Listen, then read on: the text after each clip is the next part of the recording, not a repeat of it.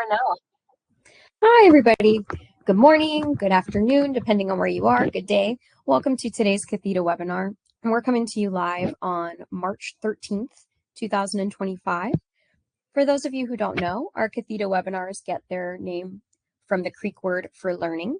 And today you're going to be learning understanding the Emergency Operations Center and navigating through crisis. This is day 3 of a 4-part series, and your instructor is Dr. Will Latchford, who is the president of Native Peacekeeper Consultant Group. My name is Brooke Warrington. I'm the Training and Development Specialist at the Native Learning Center. We're also thrilled that you could tune in for today's webinar and join us. If you could please follow along while I read the disclaimer aloud. This webinar provides a summary of fundamental concepts, requirements, and/or procedures within the allotted 90 minutes. The material discussed does not illustrate all possible scenarios that could be applicable. We also have our copyright infringement law printed here. Just a friendly reminder that the webinar materials are protected by copyright, trademark, trade secret, and other intellectual property laws. We're so happy that you're joining us on the new platform. I just want to let you know that over on the right-hand menu, if you click on the courses section after today's webinar, this is where you can find all of the presentations from the past few days, as well as our previous webinars. You can catch the webinar recordings, you can find the slides to download. Everything you need is in that courses section. We encourage you to check it out, share with your colleagues and friends. If you're new to the platform, know that anytime you join us during the time of a live webinar, you'll see a green banner at the top of your screen, just like you see in this picture, and you'll just click on that, and that's how you'll be able to tune in. We do ask that when you join, you select to listen only, just so that it cuts down on audio feedback for our instructor. And if you find that you join and your sound is not coming out of the device that you would like it to be, you can click on this little telephone icon down at the bottom of your screen. That'll bring up a list of your mic and your speaker devices, and you can select the correct ones that you would like to be using. There are several ways that you can interact during today's webinar. The primary method is through this public chat. If you select that on the left-hand side of your screen, it'll pull it open, and you'll see a box down at the bottom saying send message to public chat. If you have any questions, any comments, any tech support issues that you'd like me to help you navigate, you can send that into the chat. Just type your message and hit enter, or you can also press that little paper airplane icon, and that'll send it in. We also have a section called shared notes. There you can find lots of different helpful links. I have included the link for today's presentation slides in the chat, and I'm going to go ahead and copy and paste that in once again, so it's right there for you for easy access if you haven't opened it. We would like you to test out the chat for us if you wouldn't mind. Just take a moment to introduce yourself, let us know your name, where you're tuning in from, your work or your role in Indian country that's brought you to today's webinar, and your tribal affiliation if you have one.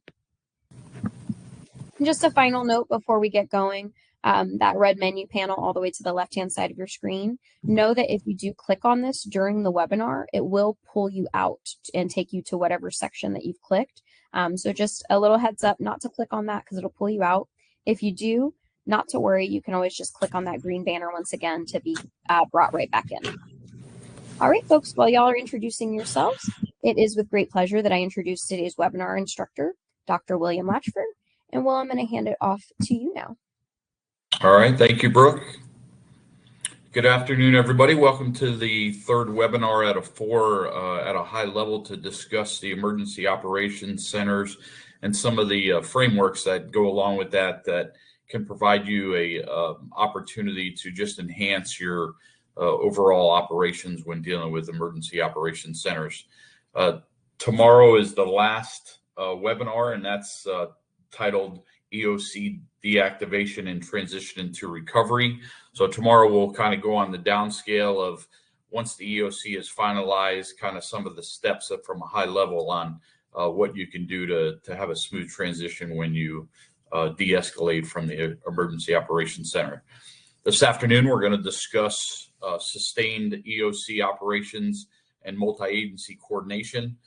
This is an important topic because I'm a big believer that regardless of what organization you're with, you can't work in a silo. So you need to have those relationships, and those relationships with agencies that are surrounding your areas, they need to have the relationship with you in order for everything to be successful at the highest level. And that's what we all try to achieve. And I understand sometimes because of difficult relationships that doesn't occur, but we continue to strive to always improve relationships day after day. So thank you for being with us here today, and we'll get started with the webinar. A little bit about Native Peacekeeper Consultant Group. It's a Native American woman-owned certified small business that really focuses on the development and enhancement of public safety, leadership, and personal development. The mission of the organization is to empower organizations by providing comprehensive and sustainable safety solutions, by fostering community partnerships and enhancing safety effectiveness within the community. The owner of the company is Amy Osceola Latchford. She's a member of the Seminole Tribe of Florida and the Otter Clan. And her whole mission behind this organization is to just develop that opportunity to create frameworks for tribal governments, tribal businesses, or organizations just to prepare themselves to raise to the level of proficiency so they can be successful in everything they do. So we have approximately 11 consultants scattered throughout the country that we do training for, or that do training for us, that provide high-level training from leadership to threat assessments to developing policies and just evaluating your overall performance, relationships with communities, and also liaisoning with other tribal governments, liaison with other government entities that may surround the reservation. A little bit about me, as Brooks said, my name is Will Latchford. I'm a retired 32-year veteran of law enforcement and public safety. 32 years ago, I was provided the opportunity from the Seminole Tribe to start as a police officer and boots on the ground. And through my career, through that opportunity, was fortunate enough to gain a lot of knowledge, skill, and ability that brings me here today with you. I have a bachelor's degree in public administration, a master's degree in criminal justice and homeland security, and I just recently obtained my doctorate degree in criminal justice and leadership in public safety. So I'm excited to be here with you and share this information over the next 90 minutes. I'm also the co-director of the Florida State University's Native American Crime and Justice Policy Institute. And that whole initiative is to really use the research arm from Florida State University and to try and help tribes develop research so they can drive policy from the research. A lot of times we look at things from different views, and the research provides that fact-finding opportunity where you can maximize that policy writing and implementation by using facts instead of rumors or opinions or innuendo. So that's a very good program that I'm excited to be with and share that with you. As we go through the training today, it shouldn't really occur, but if it does, there's always that opportunity.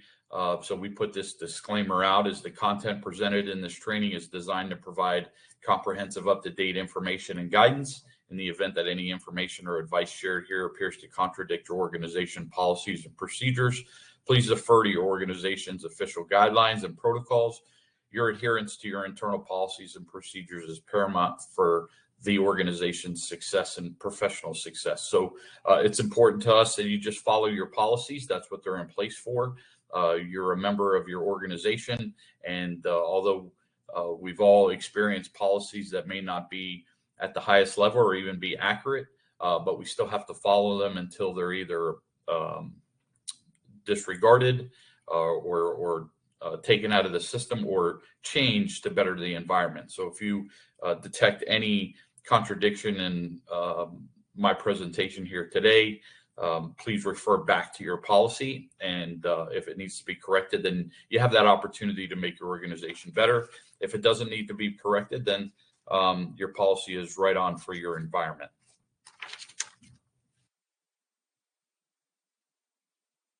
So as we look at sustained emergency operations and multi-agency coordination in this webinar, we're going to explore different complexities that we experience when we activate an emergency operations center, and how we deal with that prolonged emergency.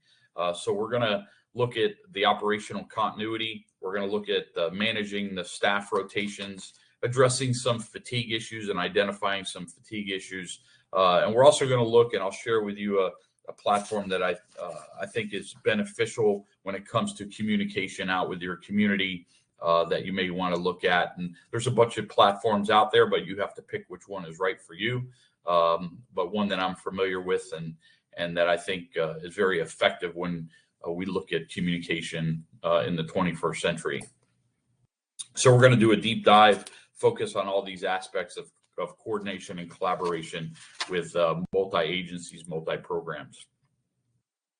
We want to look at the why you need to have that multi-agency continuity, right? It's important that, and sometimes we live in silos, but it's important that we recognize that we should never live in silos, especially during an emergency. So it's important that maintaining an operational effectiveness is in the best interest of the overall success of your community when you go through an emergency operation. That doesn't mean you give up your sovereignty. It doesn't mean that you give up territorial issues. It just means you work together and you build that relationship up so both sides, either internally in the tribe or externally with organizations, that there's that respect, and there's the respect that it works both ways, and you're not going to infringe on either area, but you're going to support each other going through the operation. So through that effectiveness and that partnership, we want to develop strategies. We want to create methods for maintaining operational effectiveness during the event and also after the event, right? So we want to make sure through our process that from the very onset that we know who our partners need to be, and we continue to build on that relationship. It's not a one-off to where once you get to know them, then your relationship stops. It's just like a marriage. You have to work at a marriage. You have to continue to strive to make sure that marriage is effective and it's moving along and it's growing and you're growing together. Same thing with a relationship when you look at your partners, either within the tribe or externally from the tribe. You always want to improve that relationship. You also have the opportunity through that relationship is to address some fatigue issues. Not everybody has a whole abundance amount of population when it comes to employees. So when you have multi-agencies that you can bring together, you can use them as a force multiplier. You can use that to address fatigue issues. Not everybody's used to going through emergencies, and every emergency is different. We may get through one or two, and then the third one comes along and it really takes the wind out of us. You know, we're working a little harder, we're using more brain power, and so fatigue sets in. Well, when we have enough manpower through partnerships, then it makes it a little bit more easy for us, and we can operate in a manner where we're going to be more efficient and be more effective. That relationship also brings us to the continuity plans. We can implement plans and operation continuities during the emergencies that will allow for a smooth transition where the community is not affected. The goal for an operation is to make sure that that community is taken care of. We certainly don't want the emergency or the emergency operation decisions to have a negative impact on the community we serve. So through that partnership of multi-agencies, we have the opportunity to create continuity plans, either internally with programs we work with or externally with other government entities that may surround our organization. Let's take a look at the principles of multi-agency coordination. It's important because the unified command has to be involved. You have to have the structure to understand the principles of multi-agency coordination and unified command. Not one person is an expert that has all the information. So when you have a bunch of people that can partner and collaborate together, the unified command makes it a lot easier because you have a force multiplier. You have a lot of people with expertise. You have individuals that can bring a lot to the table that can provide you that framework and that opportunity to always make the right decision or maximize your decision making to its almost perfect, right? We'll never reach perfect, but we always try to. So by having the unified command, bringing everybody together and working together, we have that opportunity to really maximize and be dynamic to make sure our community is taken care of, because that's what it's all about. And you'll hear me say that. That's all what it's about, is our community that we serve and making sure that they get the service from us, regardless of what program we work in. They get the highest level of service that we can give them. Another principle is interoperability, right? When an emergency happens, we want to improve and make sure that we continuously improve our communication. There's a lot of tools out there that we use on an everyday basis that sometimes we don't realize during an emergency, those tools can be a hindrance. For example, when there's been some critical incidents around the country, including on reservations, the phone lines go down because everybody's calling 911 at once. 911 gets overloaded. Active shooter calls. There's been many a times where the phone lines get jammed and nobody can get through to the emergency line. The police or fire radios. There's so many people on the radio that nobody can get through and call for help or let people know when somebody needs help. So these are things where multi-agencies can work together and provide a foundation to where you can improve communication and you understand how you can facilitate those issues. So when an emergency happens and you're in an emergency operations center, you won't run into those issues, right? You can minimize and mitigate any type of communication issues by using tools, by working together and strategizing how communication is going to flow, from telephone calls to the use of radios, because it's not a good feeling when you're on the other side of the phone and you call 911 and nobody's answering that call. And that's what we want to prevent. We want to prevent anybody calling 911 or calling the 10-digit number for your police station, fire department, or even the EOC, and they do not get a response. Our job as public servants is to make sure the community is taken care of. And so in that aspect, we have to look at interoperability. And part of that is working together with other agencies, because a lot of jurisdictions can't do it themselves. They don't have their own 911 system. They may not have their own radio system. Police are on different radio channels than the fire department. So you have to bring all those aspects together on an emergency basis when it comes to the EOC. On an everyday basis, it may work because they have different tasks to do.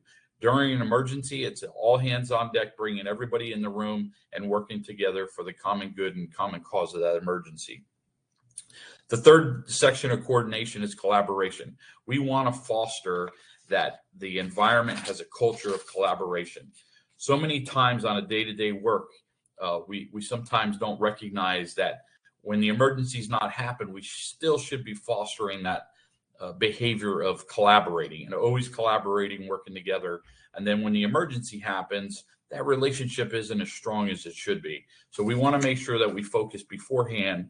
If you're in charge of your emergency operations center, or you're a supervisor in your housing program or public safety programs, you want to make sure that that collaboration is something that's always at the forefront, that you're always focused and looking at different ways to collaborate with each other internally in your program, and then externally with the tribal programs. And then if you need to reach out across your reservation line into the county or city or other tribes, that you're collaborating before an emergency happens. When that emergency happens, you're in sync with that other partner, right? You don't really even have to do much because you already know that relationship exists. You know how each other works. And by having those patterns down and that foundation down and understanding down of how that other program is going to operate, it's a lot easier to make decisions, to evaluate things, and to forecast what needs to be done for the future to make sure your community is taken care of. When we look at information sharing technologies, it's very important that we want to always be effective communicating, right? And that's something we can do every day. Every day when the emergency's not happen, we can look at how we communicate. We can learn techniques every day in every communication we have with just individuals in our office, individuals in our friend circle, or in our family. How we communicate is so important. So you have to create that environment that communication is key to any success, regardless if you're at work or if you're at home in your personal life. And if you take that approach, you're always going to be working on how you communicate, how you're listening, what phraseology you're using, how are you passing information along, and how's it be taken, or how is it taken? It's very important that we focus on community or communication, because a lot of times with the internet around, it's easy just to put something in writing, and we may think it has emotion to it, but when someone reads it, that emotion's not there. It's just words that they're reading. So we need to make sure we understand how we're communicating, and we're communicating in the proper format, so we're getting our message across. And that's what leadership is, and that's why leadership is so important. Is when you're a leader, your job is to get work done through others. And in order for you to do that, you have to be an effective communicator. And that doesn't mean you just one day become an effective communicator. Every day you have to practice that art of communicating and listening. How are you communicating your message out? How are you receiving that message? And what emotion or what type of environment are you trying to create in your culture to be successful? We look at decision making. Decision making is so important. And as a leader, sometimes leaders get caught in the crisis of the moment and a decision's not made. We want to make decisions. You're not always going to be right when you make decisions, but if you use the analysis of evaluating the environment and evaluating the facts, using the teamwork approach, using the subject matter experts to provide feedback to you, and being a good listener, then you can make a good sound decision. Again, maybe that decision is not 100% right, but you made a decision that's in the best interest of the community that you serve. Don't be afraid of making a wrong decision. You should be afraid of not making a decision. You should always focus on making a decision and doing your best. As long as you can say you went through the process, most of the time you're going to make a pretty good sound decision for whatever you're going through. But if you go through that process of analyzing the information, using the people around you, using the subject matter experts and the facts that are part of the emergency, and make that decision, and you do it for the right reasons, for the overall benefit of the community, you're going to be probably right on target when it comes to making decisions. The other area is common operating pictures. That's establishing awareness amongst the entire workflow, from inside the EOC to your employees that are on the street and to the community. There's a lot of benefits that come with sharing information and making sure that you have the techniques down. Those benefits go a long way when it comes to increasing the knowledge of the people in the EOC, fellow employees, and increasing the knowledge in the community. They see that collaboration. And when you collaborate, the environment becomes effective. It's efficient. You're using your manpower the right way. You're collaborating with other organizations, and the job is getting done. And while you're doing that, you're building a sense of community, because the community sees the work that you're doing. They see that it's organized and it's structured through the unified command, that it's all about them and you're putting them first. So you're building the environment to have the community culture involved in the entire process. What this also does, by sharing information and talking and communicating the right way, you're building professional growth amongst your coworkers, amongst your subordinates. You're building that environment where everybody's always learning. They're always learning. They're providing input. They're taking that ownership of the entire operation. You have the opportunity with multi-agency coordination from programs and outside entities with your tribe. You have an opportunity to learn from their past mistakes. You have the opportunity to learn past experiences that they've been through, and use those analogies and those stories that they share with you to put in process and play and policy in your environment, right? You may not have experienced it, but you have the opportunity to listen to somebody who went through a critical event, and you take what they learned. You take their after action report. You take from their personal stories, and you take those lessons learned, and you articulate that down. You write that down, create your own policy, so that way your program, although you may not have gone through that event, you have enough framework and foundation where if that event comes to you, you have the ability to address that event and handle that event a little bit more smoother and effective than if you didn't have any procedure or process or knowledge in place to begin with. So it's important to share stories with the multi-agencies that you partner with. It's important to listen to those stories and then take those stories and use them to your advantage and build policy and prepare your employees and your community with them. It gives you the opportunity to create a problem-solving environment, and that's that mindset you want to be. It's a behavior. And if you live that behavior every day in a crisis and not in a crisis, you're going to be able to develop problem-solving techniques, whatever comes your way. So I'm very confident that if you follow these directions and you build this up for your organization, you're going to be more informed, your people are going to be more informed, and your operation is going to be overall efficient and effective for the community. And you're going to be more resilient in the end. As we look at addressing common challenges, resources are scarce. We talked a little bit yesterday and on Tuesday about how the transgression of employees get sick, or they don't show up for work because they're involved in the crisis and they're impacted in the crisis. So having that multi-agency provides that opportunity for you to have more manpower, a force multiplier to where you're not just always at a position where you don't have enough people to get the work done.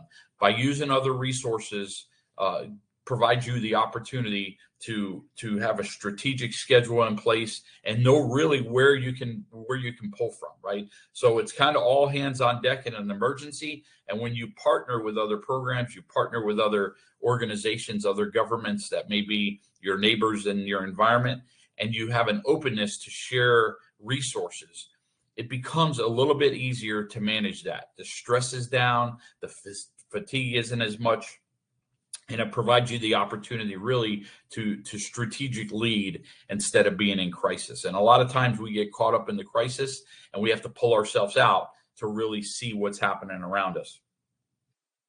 The coordination issues are very important. We want everybody to know, regardless if they work in the tribe or even externally, we want people to know at least what's happening and where we're at. And those multi-agencies, just having that communication and letting them know what is going on. You may not be asking for help, you may not need help, but just briefing them and having that relationship with them to just be ready and on standby in case you do need them. You don't have to start from the very beginning to explain how you got to where you're at. They were already communicated by you just having discussions with them and communicating with them and letting them know that where you're at, letting the community know where you're at. Then it gives them the opportunity to just visualize what they need to do to prepare to make sure that when that switch is flipped, they have the opportunity to engage and they already have some sort of idea of what's going to happen. The mindset that you want everybody to have is that when that bell rings and they're asked to participate and they want to be involved in the event, that the mindset should be that the emergency is everybody's emergency. The priority is everybody's priority. The community's issue is everybody's issue. And if we have that mentality, then we all can work together to solve that problem at once. We're taking on that community problem, even though we may not live in that community, but we're taking that community on and that problem on to take that risk to solve that for the community, right? That's what the community looks up to us for. They look at the Emergency Operations Center as the one that's supposed to have the answers. And again, by having a multi-agency outlook, you're going to be more successful. You'll have more resources. You'll be able to coordinate issues, and you'll be able to address the fatigue and mitigate the fatigue issues. Fatigue is a big issue when it comes to employees. And we want to make sure that we try to put them in a position where we're not burning them out. We're not putting them in a position to where they're really no good to us because we've worked them too hard and provided too many things for them to do. And I know that's difficult because sometimes we only have so many resources and we burn the candle at both ends and we push the employees pretty hard. And sometimes that's needed and we can't get away from that. But if you can look at your planning beforehand and look at different solutions and visualize and forecast, you may come up with a good solution that you can find that balance, that people will work hard, they're going to get the job done, but you can use a force multiplier by partnering with other organizations and utilize their manpower to find that balance to mitigate some of the fatigue issues that you're going to run into, especially if it's a long-term event. When we look at analyzing case studies that we've been in the past, you want to look at the outcomes, right? So you want to have discussions with other agencies, and that's where multi-agencies come in. You can have those discussions and talk about their lessons learned. Get their after-action reports. Request all their after-action reports so you can go through and read what they went through. You can go through and read how they handled it. You can go through and read what mistakes they made, right? You can go through and read how good they did, right? Because an after-action report is not talking all about bad. It's talking about the good stuff that you did. You want to recognize the good stuff you did. You want to reward the employees and recognize them for the good stuff they did. The stuff you may not have done so good, you want to make sure that you correct and you have a plan moving forward so it doesn't repeat itself. You don't want the bad stuff to continue to repeat itself. So you want to get those lessons learned from those after-action reports, and you can get that through collaboration with multi-agencies. The other issue that you can get from them is they may have been through something that you haven't been through, and you can steal best practices from them, right? And it takes that opportunity to come together and collaborate where you can take best practices and you can write your own policy that works for your tribe or your program. And that's the beauty of partnering with others. Sometimes they've been through it, sometimes you've been through it, and you can share your best practices with them so they learn from it. So you want to make sure that you're always focused on best practices. The other area of analyzing case studies is adaptation. You want to look at always being adaptive. You know, we write policies and we do a lot of great things by writing policies. And we have big policy manuals now that are all on CD and they're on the websites. But the reality is there's a lot of reading and there's a lot of information that we're asking people to retain when we look at policies and what's implemented, right? So when we change stuff, we have to make sure that we adapt to that change. One, as a leader, we have to adapt. Secondly, we have to make sure the employees are adapting to that change. All right. We also want to make sure the multi-agencies that we work with, the other programs that are in the tribe, when we make a change, we have to make sure that they are notified of the change. And it's not just notifying them. We need to make sure through just discussion with those bosses that they're making the changes they need to make to ensure that whatever change we made is implemented into their program as well. Because as programs work, they got to work together. So if you remove something and they're thinking that it's still in your policies or in your practice, when that emergency happens, they're going to be caught off guard or they're going to expect something from you and it's not going to be there. So by having that multi-agency collaboration and cooperation, you can provide that opportunity to where when you have change, you have a system in place where you can be adaptive. You can send them that change, which will provide them the opportunity to make their change, to make their organization better and to flow with your organization. Let's talk about staff rotations for a little bit. We want to pre-plan the Emergency Operations Center and our scheduling, right? We want to create that foundation to make it easier so we can adjust.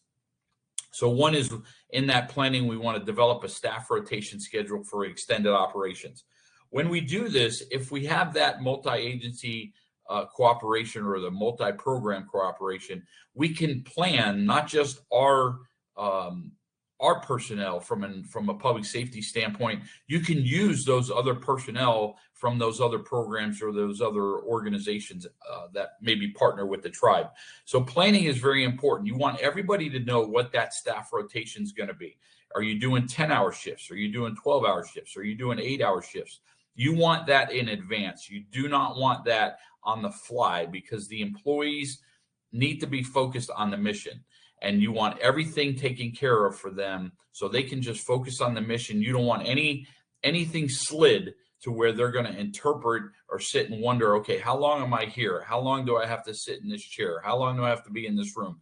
If they know the rules of the field, they can focus on whatever event that you're dealing with. So give them the opportunity for pre-planning, and you as the leader make sure that you're planning this through, and then communicate it and then training on it with the staff.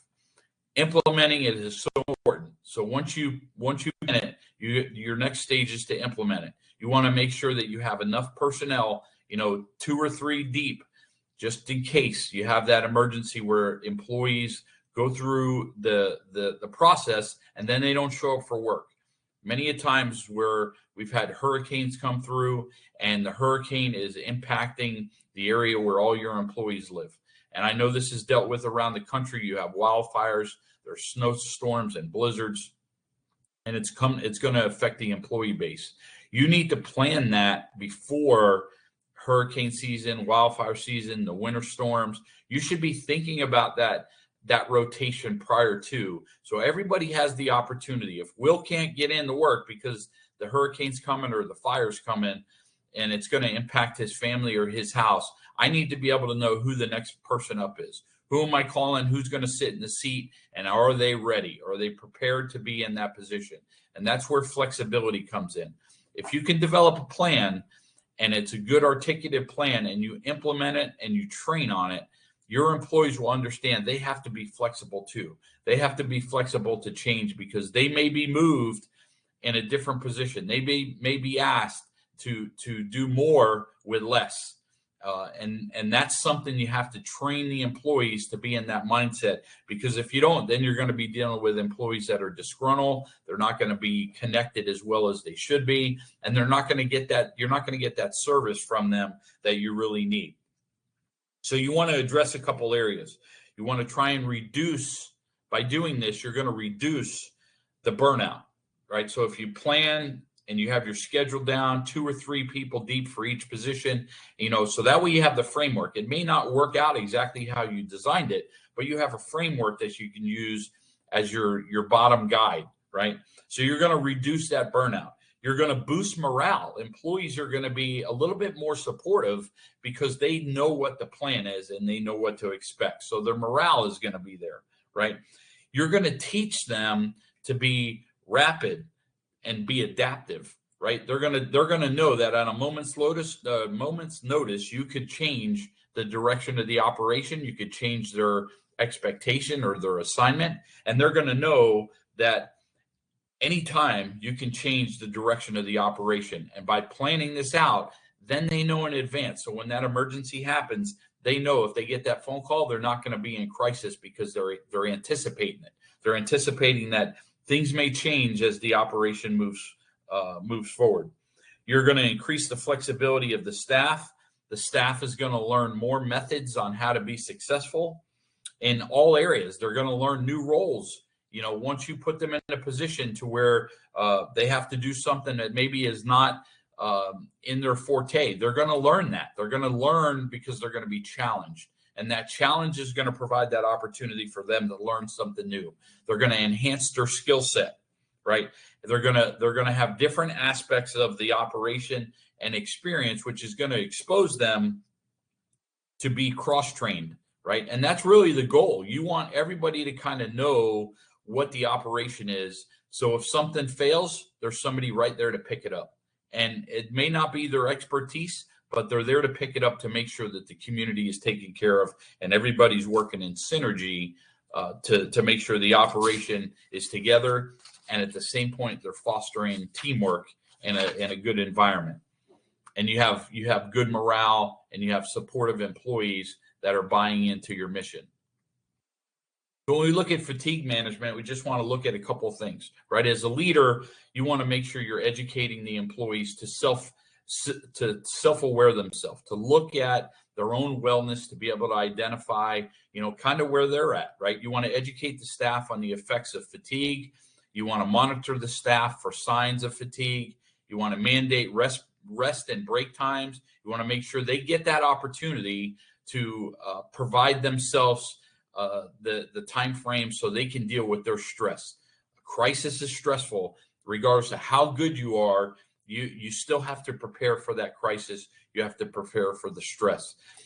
When the emergency is not around, put in your policy. You may bring a professional in to just teach the supervisors those areas that can detect the fatigue in employees. They can look at signs that employees have. They may be getting up and moving around, or putting their hands on their head and putting their head on their desk. If signs are showing, you have to make sure your supervisors take that opportunity to take care of employees, give them more time off. And when I mean more time off, that may not mean send them home.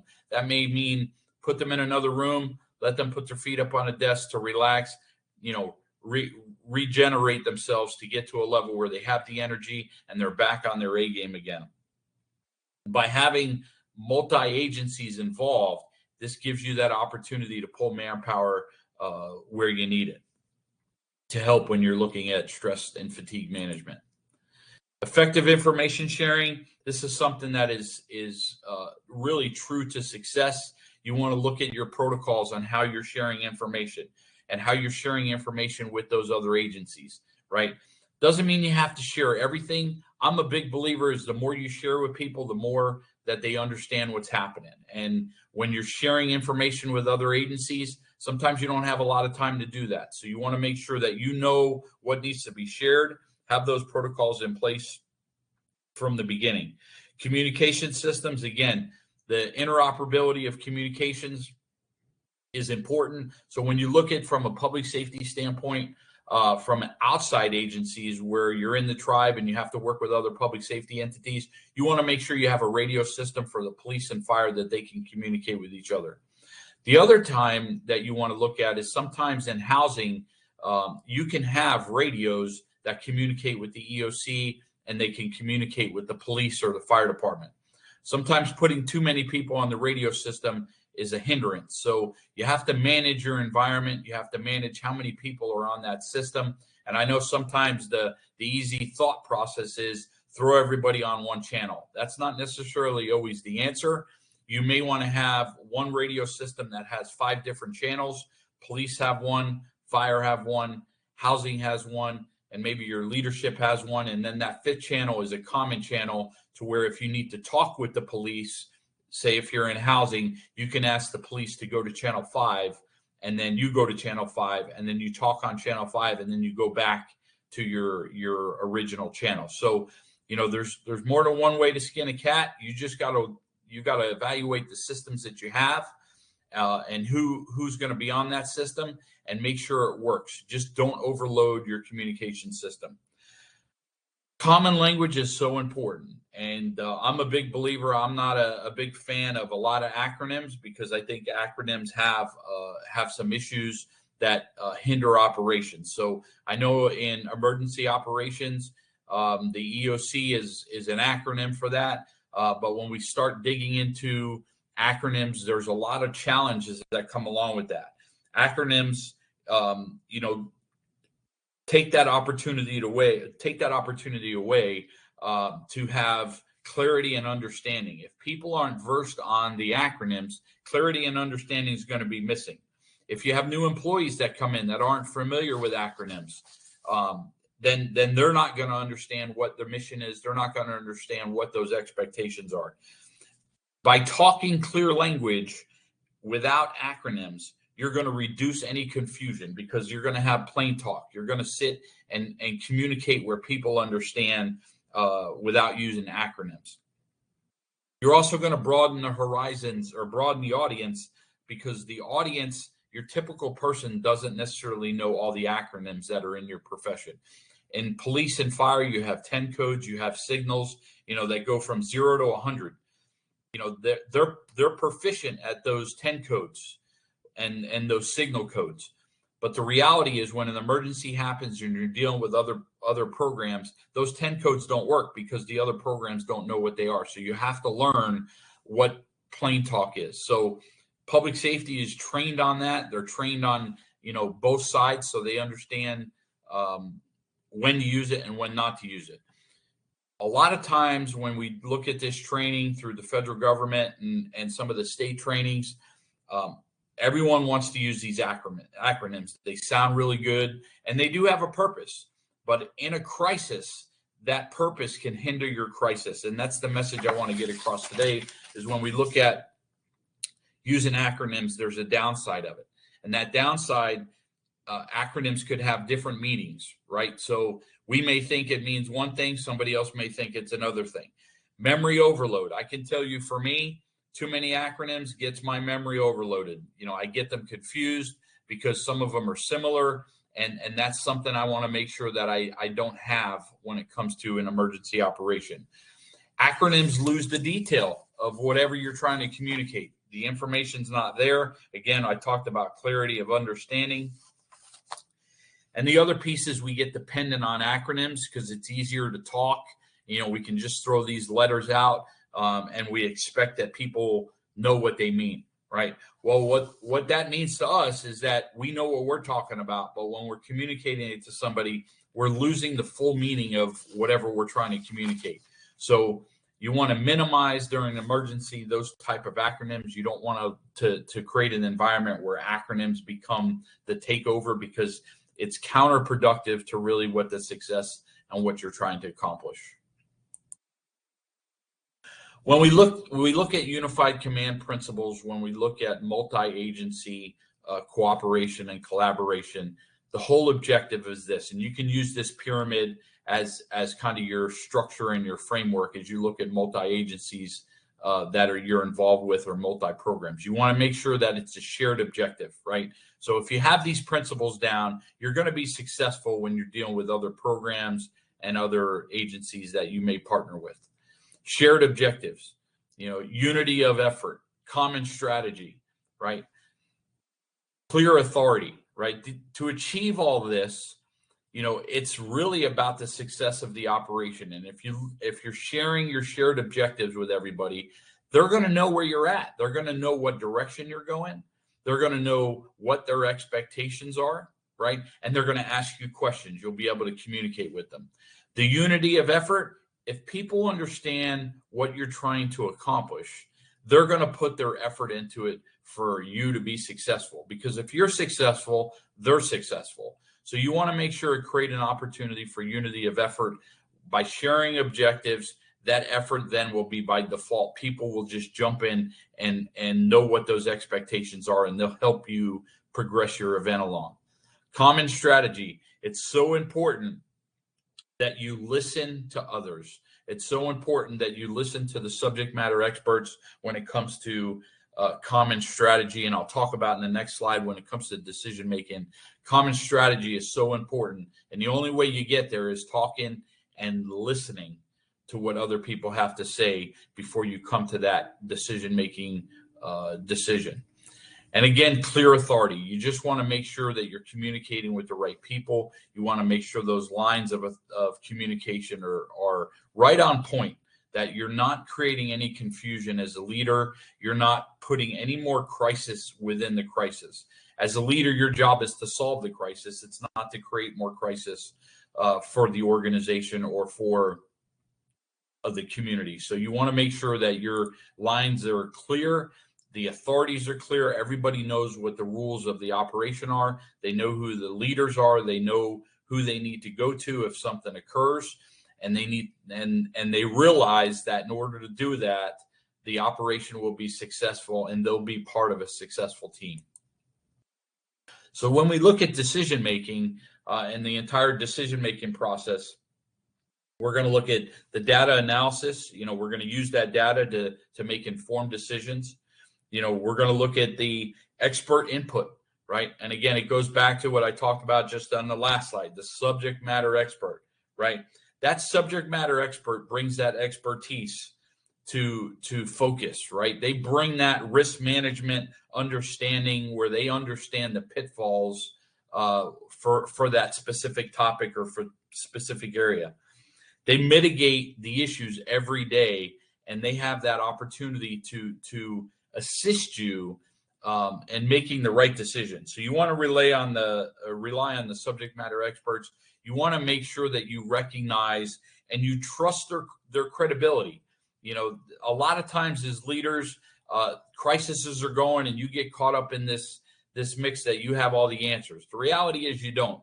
You may be a smart individual, but there's always somebody smarter out there that you can learn from. And when you look at subject matter experts in certain areas, regardless if it's through TIPO, if it's through housing contracts or public safety issues, rely on your people that know what they're doing. And you know who they are because you work with them every day.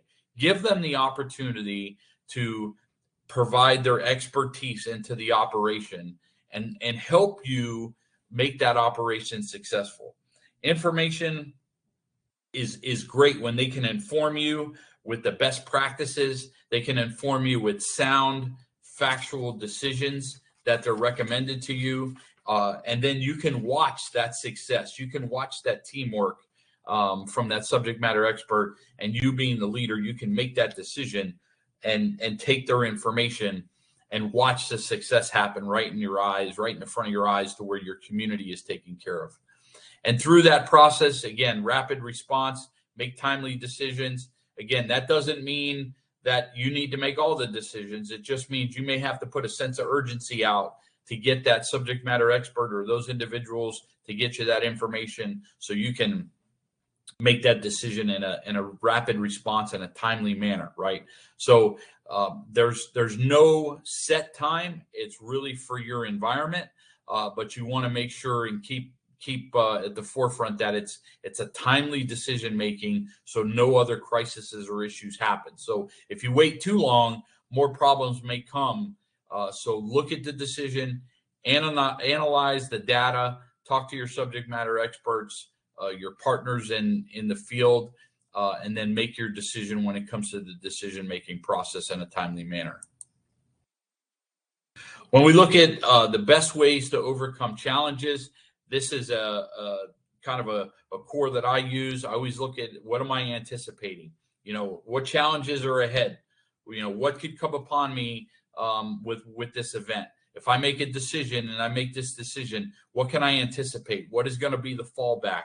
What's going to be those issues that arise after I make the decision? So I want to look at anticipating what's ahead. After I make those decisions and I evaluate what's anticipated and I'm forecasting this may happen, I want to create some sort of plan or framework or guidance that I could use that's going to help me through that process, right? And I want to do this before the emergency. I don't want to do this in the middle of the crisis, because when that crisis hits, I'm going to have to do something along these lines, but it's going to be in crisis. So if I can do this beforehand, at least to provide that opportunity to where I can forecast and project and anticipate those challenges, I can create that plan. And then when I have that plan, I can move that plan any which way, and I can use that as my foundation when dealing with that emergency when it hits. So you want to anticipate potential challenges, you want to develop contingency plans, and then you want to make sure that you're open and you're able to adapt depending on those circumstances that come. Again, because you're anticipating, you're forecasting, right? You're forecasting just like a weather person forecasts the weather that's coming. They're telling you this is the weather that may come. And they may say it's going to rain today, and it doesn't rain. It's just cloudy and the rain passes by you, right? They forecasted the rain. They put out there that it's going to rain. It didn't rain. It was just cloudy. So you want to make sure that you have a plan in place after you forecast, and then be ready to adapt because, again, in that scenario where they're telling you it's going to rain, it doesn't rain, but you prepare for the rain. So you bring an umbrella. You adapt. You don't have to use your umbrella because it's just cloudy out, so the umbrella stays in the car. So just little things like that you want to look at, anticipating, planning, and then adapting and being open to change, right? We don't like change overall as humans. We like our comfort zone, and that's important. But we have to be able to change for the good of the organization, for the good of the community and the people we serve. So you want to stay loose.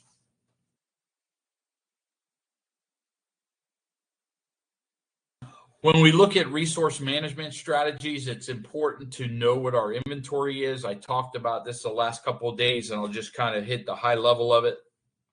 It's important that we have the knowledge of where our resources are, what our resources, what level they're at, where they're located, how they're going to be distributed to the environment, and we want to make sure we implement conservation measures, right? So I put this slide in there, and I'm talking about it again because I think it's very important that as leaders or people in the Emergency Operations Center, this is everybody's responsibility to have some sort of knowledge of what the inventory is, right? The more people know what the inventory is, the more people that know what's at their disposal when it comes to dealing with crises is very important, right? Sometimes we get locked in where we say, well, people don't need to know that, so we keep it at a higher level, right?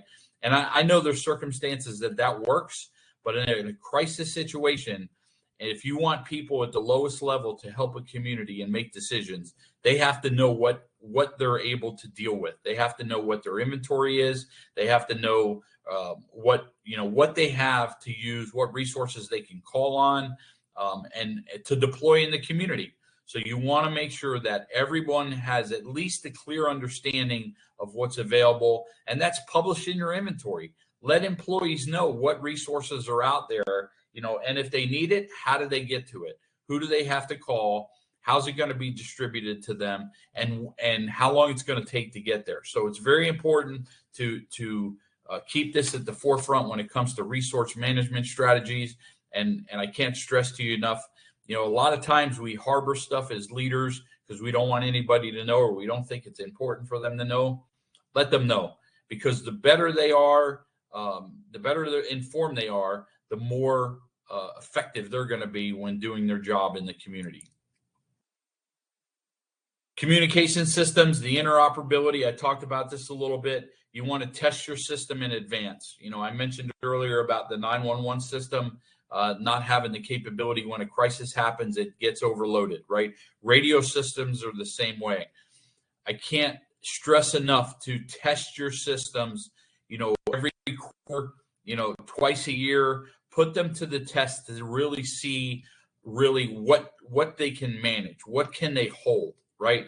You want to assess your systems to see where their breaking point is. Because if you know their breaking point, then you're going to know what you need to plan and how far you can go during the operation, and also to create a backup plan, right?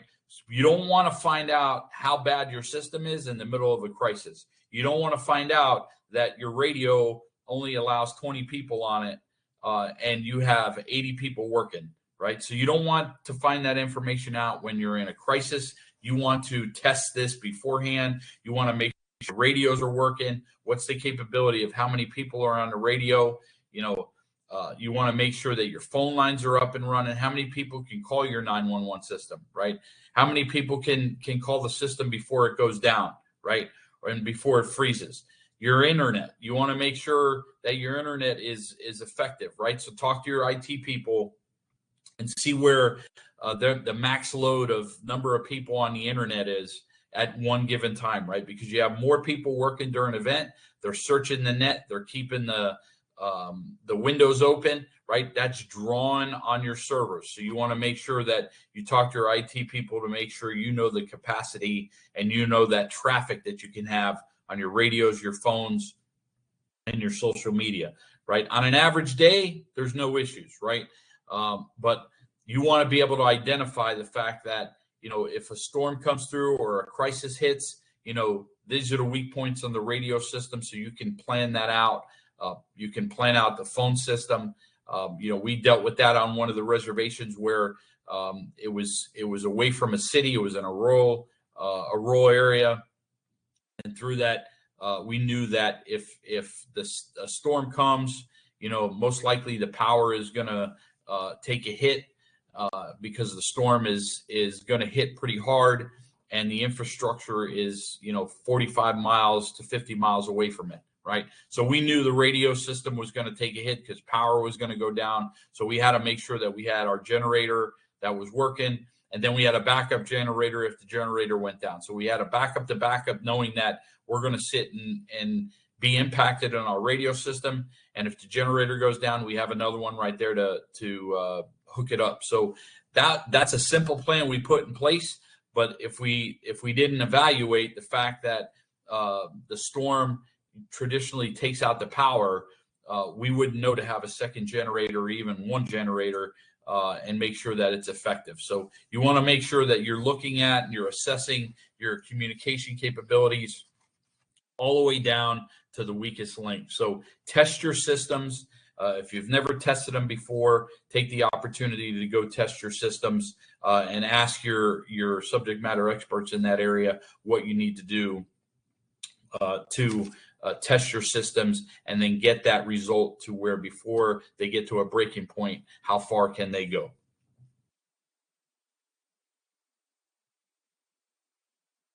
The role of technology is very important. Again, the data analysis, that's where we're going to get all our real-time data and sharing that with multi-agencies. You know, we want to look at how we're communicating. Are we sending it through email? Are we sharing our SharePoint system with those other agencies, right? Sometimes on an average day, they don't have access to our systems. But if you partner with people during an emergency, maybe you just allow them access into your system during that time, during the emergency, right? Because the more information they have, the better they're going to be. The other piece of that is that you want to make sure through communication processes that you share a central point of information through, say, one email, right? A lot of times we get in this habit where we have 50 or 60 people on one email, right? Is that necessary? Can we send information to one email and then it being distributed through that process? So instead of us having to enter 50 or 60 names, do they just have one email that we can send to that other program, and then they're responsible for distributing to their people? So you want to look at streamlining your process and making sure that your technology is always up and running at the highest level, and that connects with the fact of maximizing and testing your system to make sure that it's always working. You know, I know right now we're working off of a webinar. You know, part of this has a VPN attached to it. How strong is that VPN? That VPN is really our lifeline to the success of this webinar staying live. So is the VPN from the back of the house, is that strong enough for us to keep technology moving? So you want to make sure that all these systems are tested, and then play that process through on how you're going to be communicating with those multi-agencies. Community engagement is so important when we look at the process of having the community involved in everything we do. We want to look at how we're disseminating the information. We want to keep the public informed, but we want to find that balance, right? We want to make sure that we're not killing them with too much information to where they're disengaged. Too much information, too much to read. You know, they're not going to support your program. They want to know the facts. They want to be confident that you're handling the situation. So you want to make sure that they're involved. The best way to do this is bring somebody in from the community that can help you keep a pulse on what's happening, and allow them to kind of gauge what's happening out in the community and provide feedback to you. Get that input from people that are around you. Get the input from the community itself. No matter how good you are in the community, you're only as good as that last communication that you put out to them. So sometimes sitting back and allowing them to voice what their opinion is or what they think should happen, sometimes they have the answer. So we may be the professionals or the technical expertise in your field, but sometimes sitting back and letting them speak, you know, they're going to come up with some pretty good avenues that may not fit perfectly, but you can use some of the information they provide you to formulate a policy and a plan, right? We may be the ones that have went to school and were trained on something, but there is common individuals who have common knowledge that are pretty intelligent, that just through their natural ability, they can provide a solution to us that we may not be thinking of. So we want to make sure we listen to the community and allow them to kind of think outside the box with us to provide those solutions and those mechanisms. When we look at the next area, which is the legal and ethical considerations, mutual aids are very important. And mutual aids are documents that kind of are the template of the rules and regulations between agencies or programs. So for instance, although a tribe may have a police department, they have a school as well. The police department and the school may have a mutual aid. And that's just a kind of a Bible or a holy grail on what expectations both sides are doing, how they're supposed to navigate working together. So you want to make sure through this process of an EOC that you have your legal at the table, you have your mutual aids in place, you have the multiple mutual aids in place, not only with the external partners, but have mutual aids in place with tribal programs, right? Does housing have a mutual aid with the police department, right?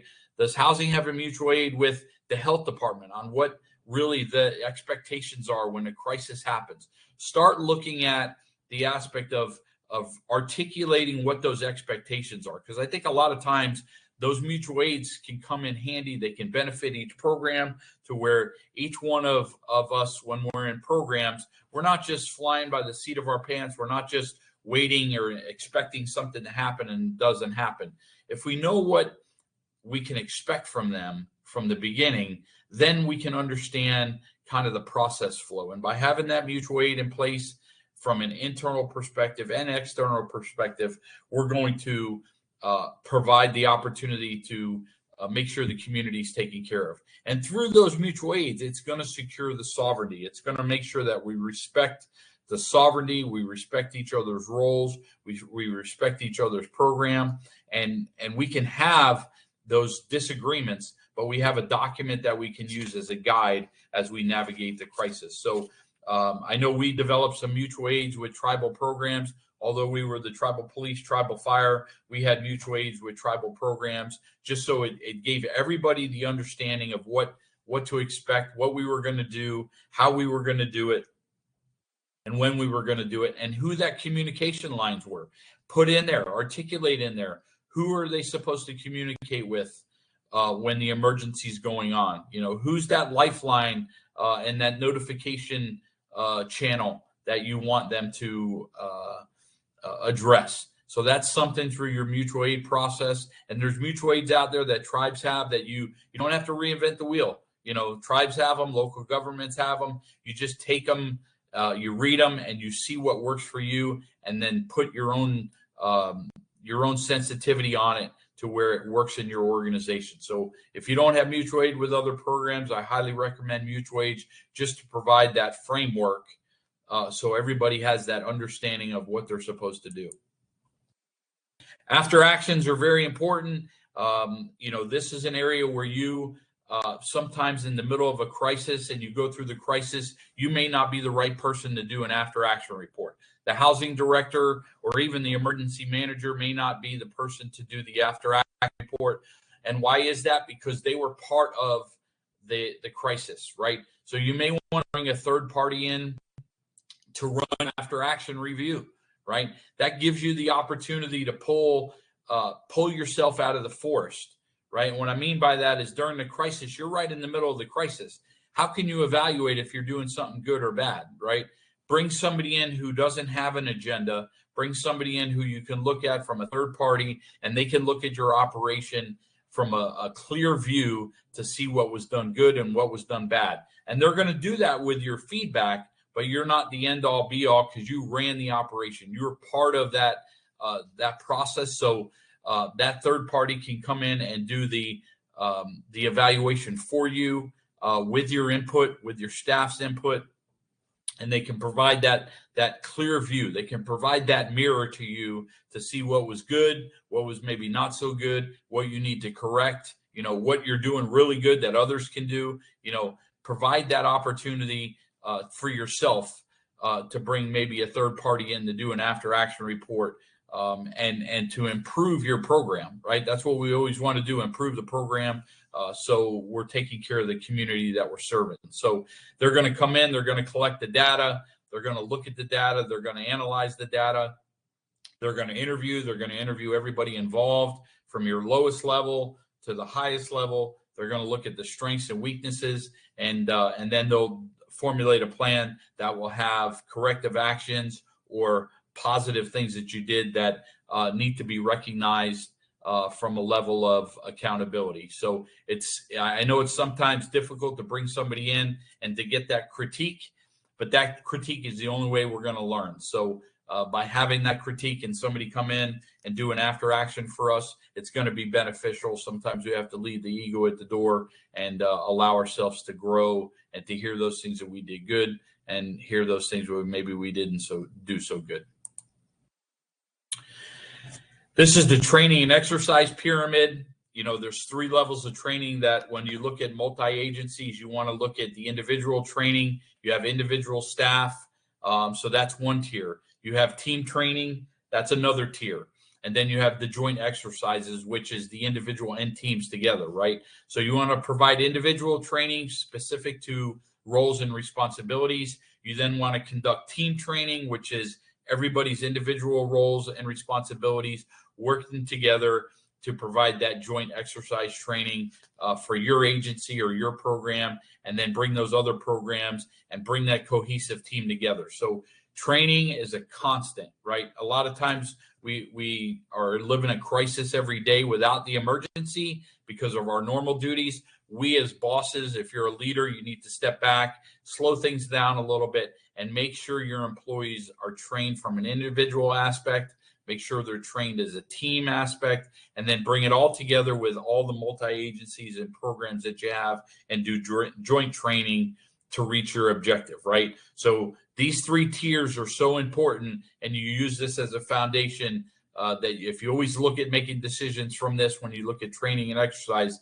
you know, take care of the individuals, you know, when it comes to their training and their knowledge and skills, what you have to enhance for them, bring the team together, do it as a team approach, and then bring your other partners together and your other programs together and do joint exercises that can benefit everybody overall.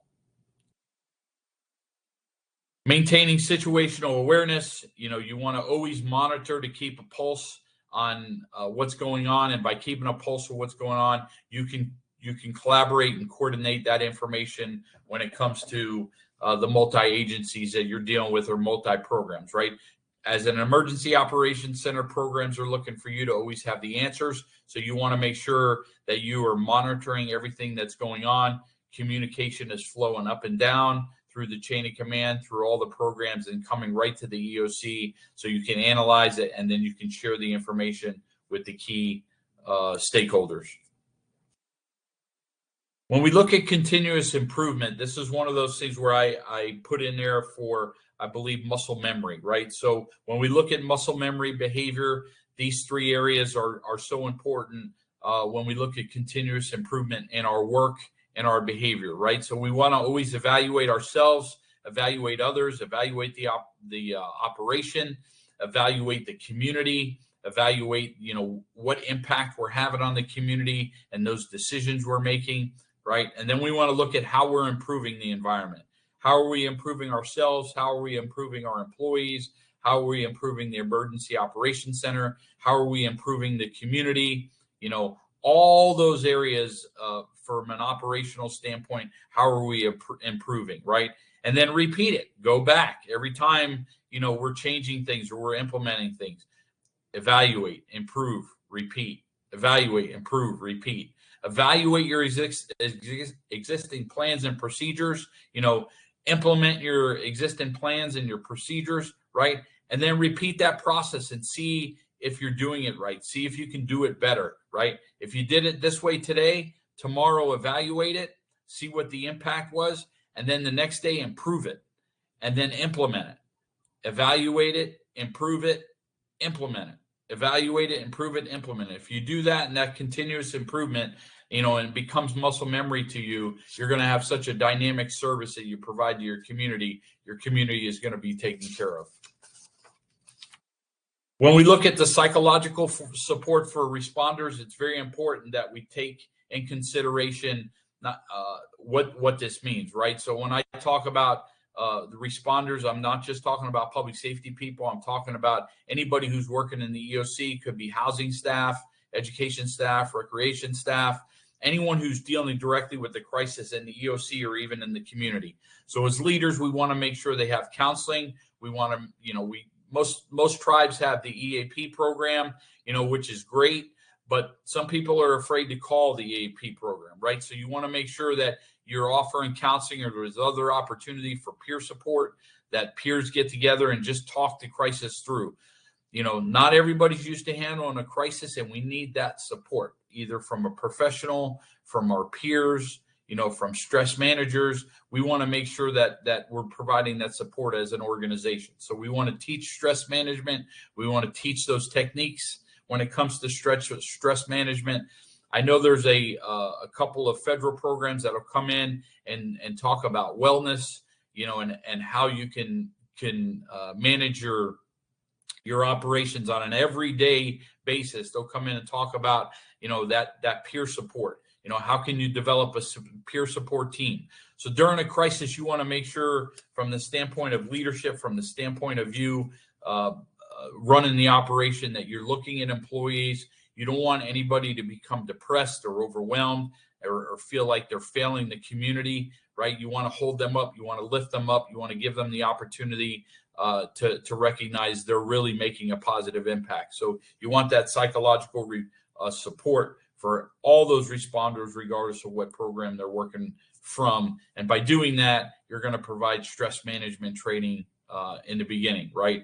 Another area is volunteers. You want to make sure volunteers also are provided the same opportunity. If you do have a volunteer program, you want to make sure you recruit, you train them, you supervise them, and you want to make sure that they're provided that same opportunity of psychological support. With volunteers even more, because they're not in the profession. They're not doing this work every day. So they may see something that is very traumatic to them. So you want to make sure they're involved in that psychological support. So they don't go down a negative path, right? So they're professionals that mainly come from the community for the most part. And by giving them the task and providing that opportunity to be volunteers, you're putting them in a position to really be on the front lines of a crisis. So you want to make sure that you manage those volunteers just like their regular employees and take care of them to make sure they can go through the crisis as well, and they can get out on the other side, whatever traumas that they're faced. So when we look at the next slide, public information, this is the area I want to make sure that I pass along to you. It's important that you do good press releases. The information's accurate. The social media that you're using is important. And then you have community meetings or town hall meetings. There's many platforms out there. The one I'm familiar with is called Social New Desk. It's a platform that bridges all your social media together, right? So it saves you a lot of time, brings all your social media together. You can push the information out from this platform to where you're not having to go to 5 or 6 different platforms.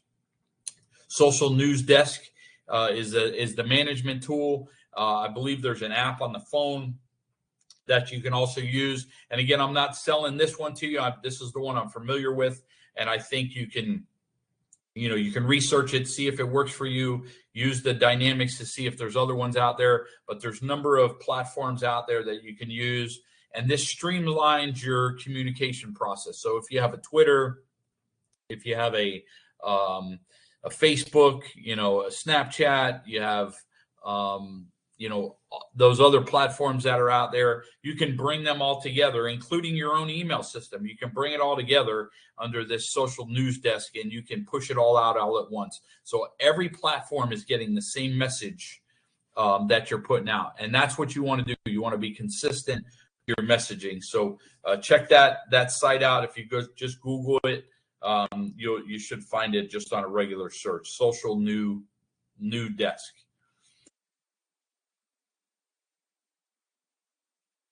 So when we look at working with non-government organizations, you may have businesses that are within your housing structure. You may have other programs or businesses that you work with and you partner with.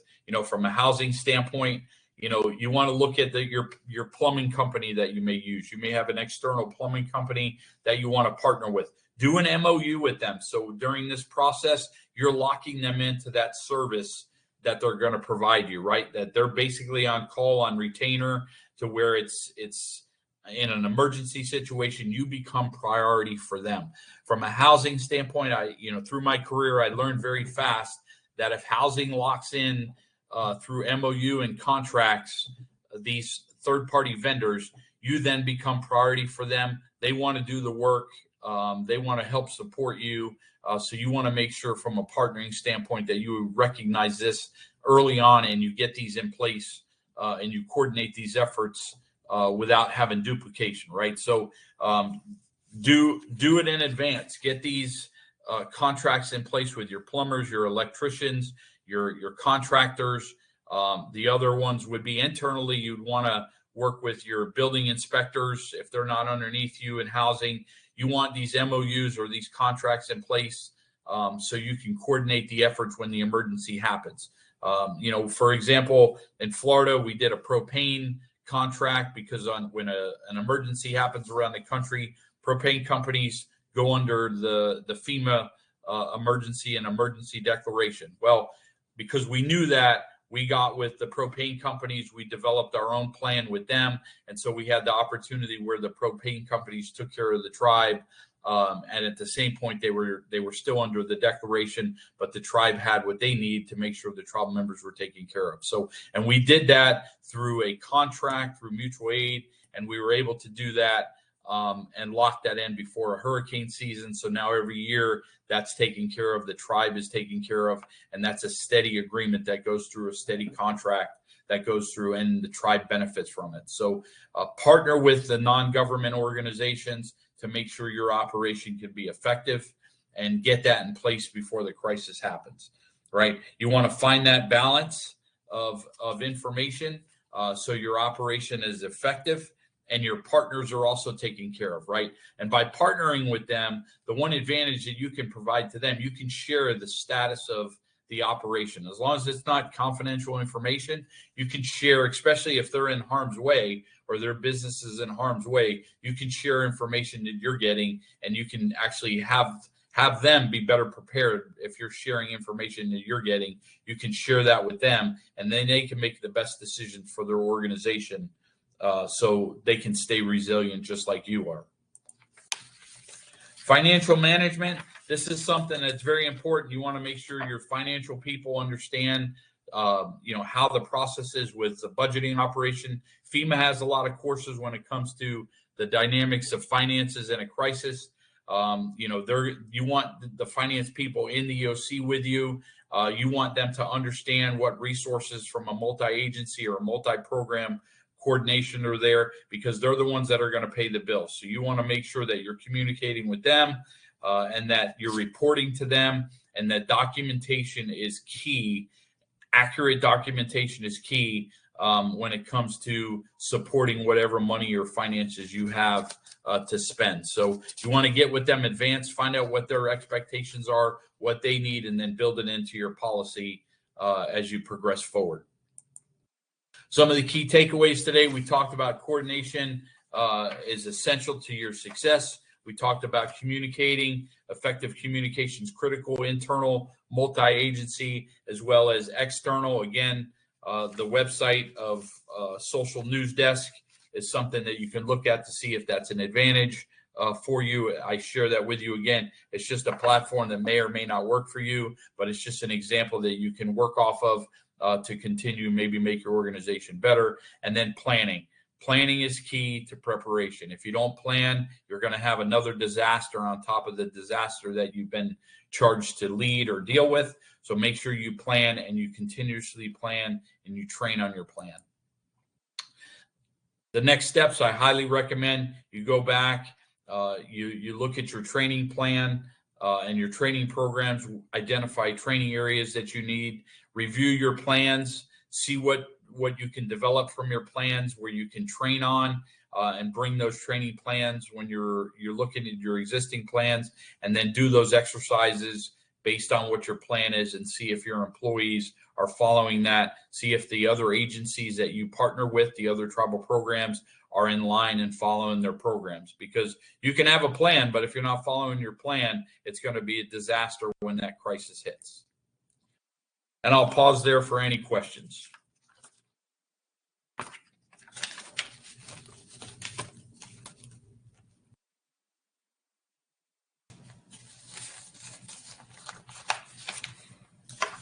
All right, hearing none, I appreciate the opportunity to present sustained EOC operations and multi-agency coordination. I hope everybody has a good rest of the Thursday, and I look forward to seeing you tomorrow for EOC deactivation and transition into the recovery phase. And Brooke, I'll turn the webinar back over to you. All right. Thank you so much, Dr. Latchford. That was a very informative presentation. Fantastic day 3 of 4. I have put the webinar feedback survey link into the chat for everybody. As I always say, if you don't mind taking just a minute or two to complete that for us, it really helps all of us out. It lets us know what's working, what we can improve upon. It gives you opportunity to let us know topics that you would want to hear about in the future for webinars. And we do share that feedback with our instructors as well, so it helps everybody. As I said before, the link is in the chat. We hope you can join us for day 4. This will be the final day of the series. That's going to be tomorrow. Same time, same place. You'll just log on to the learning platform and you'll see a green banner at the top of the screen, just like you did today. It's going to be 2 p.m. Eastern, 1 p.m. Central, 12 p.m. Mountain, 11 a.m. Pacific, and 10 a.m. Alaska. If you need to check out the recording of this or any of our other webinars, we have moved our webinar archive over to our YouTube channel. You can check out our recordings for about the last 2 years. And then we also post the recordings here on the learning platform, so you can access them there as well. We do encourage you to share them with your friends, share them with your colleagues, check out all the different topics that we explore. It's very, very helpful. Definitely a wealth of information in there. Please also check out our upcoming training events. We always post about them on our various social media. We're on Facebook, Instagram, LinkedIn, Twitter. And if you are a podcast fan, you can check out our in-house produced podcast, the Hope a Thing, a Native American podcast. You can listen to that wherever you listen to your podcasts. And if you prefer to watch the interviews with our special guests, we post those recordings to our YouTube channel as well. All right, folks, that's all I have for you. As I said, the webinar feedback survey link is in that chat box. If you could just take a minute or two to complete that. I want to thank you once again, Dr. Latchford, for the incredible presentation and for giving us all this help all week long. This has been an amazing series, and I hope everybody returns for our final day 4. I'm going to go ahead and stop the recording.